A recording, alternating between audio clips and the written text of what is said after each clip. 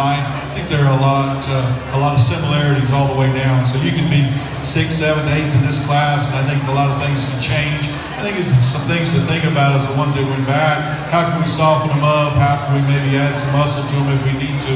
And I think all those things can be changed with a feed bucket. So I think when you look at this class, I think there's a lot of quality all the way down. You guys do a good job of getting out here and hustling.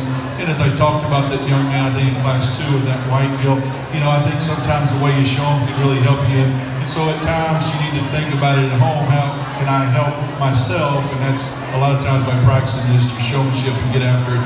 I think when you look at the top of this class, I think there's a lot of similarities in these two as well. The hog that I chose to put third, I'm not going to talk about him first, but I thought he was a little bit different in his kind, so I chose to put him third. But with these two up here on the top end, these gills, I think there's a lot of similarities. I start with the young lady with this white hog. I'm just going to talk about yours first, okay? I think when you look at him, you really got to appreciate the shape that she's got down her top. I think that white hair and that skin really shows the dimension and that ridge down the middle of her back. She's crisp in her loin edge. Here's one that comes out of the top of her blade with a big old loaf.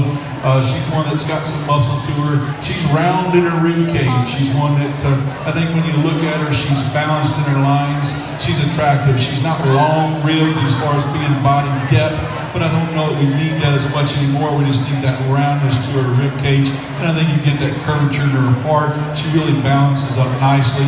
Here's one that's big-legged. I think when you look at her at the ground, I think all these pigs top end of this class for me, I think when you put them together, they're big-footed. There's ones that got some structural integrity to them as well. I think these two gilts really get out and go.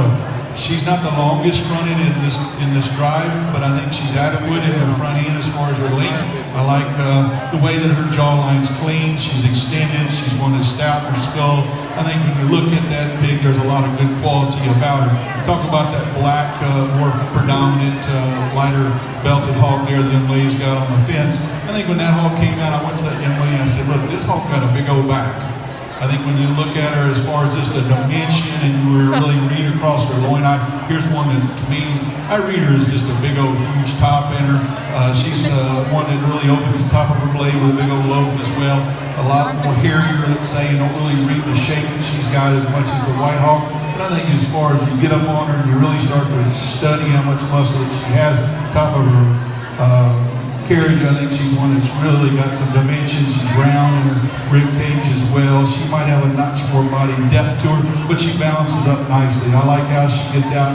She's big chested. She's square in her knees. She's one that maybe both these hogs maybe could be a little square out of their hip. They've got some muscle to them. They've got some dimension at the ground. I talked about the top of this hog. Young lady, you're going to start this class for me. Congratulations. You're going to be first. Young lady, we're going to welcome hog will be second. I'm a really nice hog here. I think these pigs are really a lot of quality up here on this top end. Congratulations to both of you. The hog that comes out third in this class, I told the young man, very unique in his kind. I think when you look at this hog, the thing that catches my eye is on the profile, how extended up in her front end she is. Here's one that's wide, her chest, she's big in her blade, she really extends out. I like the way she got that up-headed look to her. She's tall-fronted. Again, she's one that, you look at her, she's level down her top. She's one that's got some roundness to her rib cage, some dimension at the ground. She's big-footed. To me, I looked at this hog and maybe just a little more piecier today, maybe a little tighter in her heart than would be desirable. And I think this hog has got some time to grow and change because there's some very unique pieces about her. Really like her.